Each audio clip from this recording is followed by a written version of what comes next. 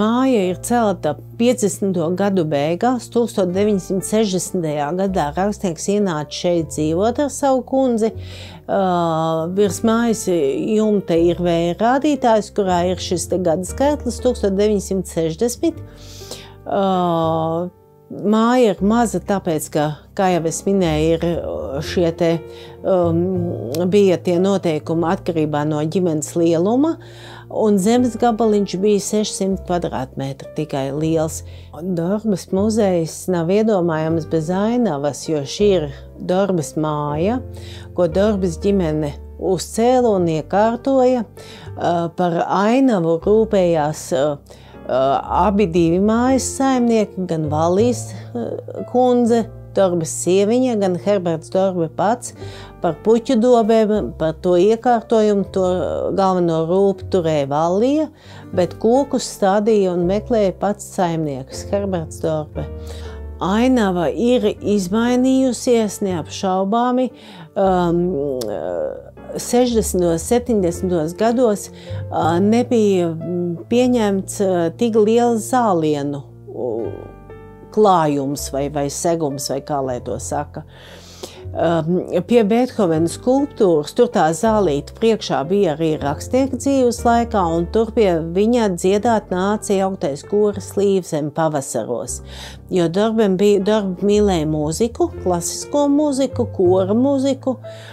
Pats atkāpjoties atpakaļ Dorbes jaunībā, Pirmā pasaules kara laikā, kad Dorbes ģimene Dorbe ar vecākiem devās un brāļiem un māsām bēgļu gaitās uz Veļīgiju Lukiem, Dorbe vadīja tur latviešu bēgļu kori, un tā viņam draudzība ar koru Līvzem turpinājās arī šeit, dzīvojot Ventspilī šajā mājā. Un koris Līvzem tad tai zāliņa dziedāja, bet pārējais zāliens tur bija tad, kad muzejs ienāca, tur bija tādas mazas dobītes, tur bija zemenes, ķiploki, sīpoli, bet mums tomēr ir jādomā par to, ka nāk skolnieki, lai bērniem būtu kur palikt un telpa un vieta, un pašiem arī tādas mazas dobītes kā īpaši nevajadzēja. Un tad to mēs tā kā pamainījām. Bet dobu izvietojums, tās puķu dobu izvietojums ir palicis tāds pats. Koki ir tādi paši. Ir tāda plūmīte spīdola sarkanām lapām un rozā ziediņiem, jau laikam ziediņi birst nost. Var redzēt, ka mazā plūmīte ir piestādīta klāt tādām lielām nozāģētām koka celmam. Un tur auga Dorbes stādītā plūmīte, kas aizgāja bojā, un tad mēs ar koris Līvzem nāca un to kociņu iestādīja jaunu.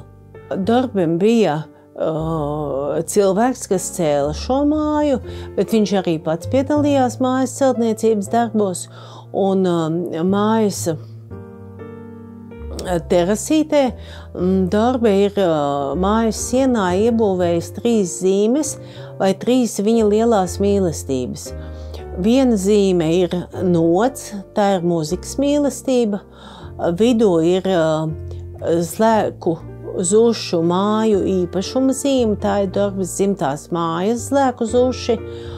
Un senas mājas, tās ir minētas jau 1800. gadu sākumā, jau baznīcas grāmatās minētas mājas, tā īpašuma zīme, un tad ir lira, kas simbolizē literatūru, mīlestību uz literatūru, uz rakstniecību, uz tā. Un Dorbes dārzā ir 2 skulptūriņas, ko ir gatavojis mūsu novadnieks Kārlis Dane, ir liras tāda skulptūriņa, un Dorbes mīļo komponista Ludviga van Beethovena piemineklītis. Dorbe bija ļoti mīlēja kokus, mīlēja puķes. Šī māja vienmēr ir bijusi dārs un vide ir bijusi sakopta. Kādreiz bija tādas dārzkopības, biškopības biedrības, kas rīkoja, apsekoja mājas un par skaistākiem dārziem rūpējās un cildināja saimniekus. Un Dorbes māja arī vienmēr ir bijusi sakoptāko skaitā, bet Dorbe nav ļāvis apzāģēt zarus kokiem. Un Dorbem bija slimība. Pēdējos 6 mūža gadus viņš bija neredzīgs. Un tad viņš, redzīgs būdams, neļāva nevienu zaru apzāģēt. Un tad, kad viņš bija neredzīgs, tad viņa sieviņa neko neteiktama izgāja ārā un dārzā kaut ko izāģēja, kādai ābelei zarus, kādam kokam zarus. Un tad Dorba pats pārzinādams taciņas un viss pats pa dārzu pārvietojās. Un ja viņš sataustīja kādu nozāģētu koku vai kā, tad viņš bija tāds skumīgs, bēdīgs, tāds. Dusmīgs, nē, viņš bija labsirdīgs, bet viņam tas nepatika. Un arī par liepiņu dzīvžogu runājot, tad viņš raksta, kad liepiņu dzīvžogs ir skaists, bet viņš to ir izdarījis, nepadomājot tālāk, kas būs, ka tas liepiņu dzīvžogs ir katru gadu jācērp. Un tad atkal nevar tām liepiņām ļaut brīvi augt. Kāpēc Dorba neļāva apzāģēt kokus? Jo viņam bija pārliecība, ka kokiem sāp un ka kokiem ir jāļauj augt brīvi, tā kā viņi grib, tā kā viņi vēlas to darīt. Nevis apzāģēt un tikt cilvēku veidoti. Un lapenīte ir saglabājusies līdz mūsu dienām, kā jau muzejā visus cenšamies saglabāt. Un pat šopavasar lapenīti uzbūvēja no jauna. Tādu pašu. Un lapenīte stāv lapenītē. Dorba ir mīlējis pasēdēt un kaut ko uzrakstīt, padomāt, atpūsties. Uz Dorbas 90. gadu jubileju bija paredzēta grāmata Savu bērniņu direktors, ko Dorba nesagaidīja, bet grāmatiņa iznāca. Un tur ir aprakstīts par kokiem, kā viņš ir veidojis, kur viņš ir vedis, ko viņš ir stādījis. Un tad tur rakstīts arī par tiem, kas neieauguši un kas ir aizgājuši bojā. Muzejas ikdienā apmeklētājiem ir bez maksas, muzejām nav ieejas biļešu, bet mums ir muzeja pedagoģiskās nodarbības, kuras apmaksā no skolas summas programmas. Un arī šī nodarbība citādi burti par neredzības gadiem, par Dorbas neredzības gadiem, tā arī ir iekļauta skolas summas programmā.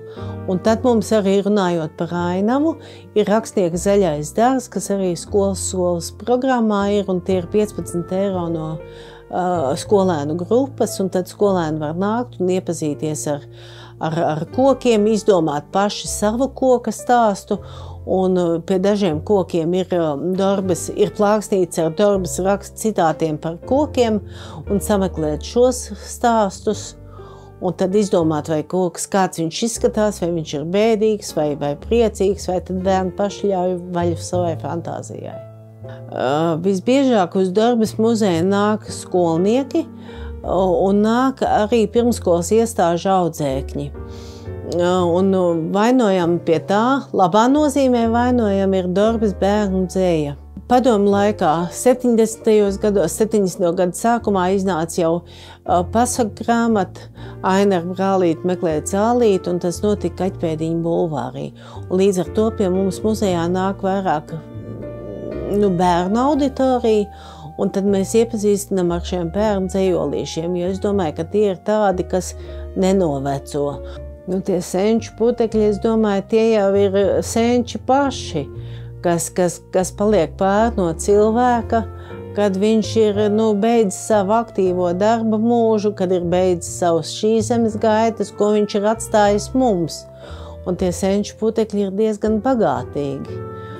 Un tie mums muzejā glabājas daudz tādu senču putekļu, glabājas liecības par rakstnieku Herbertu Dorbi, un Dorba vāc ne tikai etnogrāfiskos priekšmets, bet viņš interesējās arī par kultūras darbiniekiem, kas ir dzīvojuši Ventspils pusē. Un tad mēs vācam arī materiālus par rakstniekiem, kas dzīvojuši Ventspils pusē.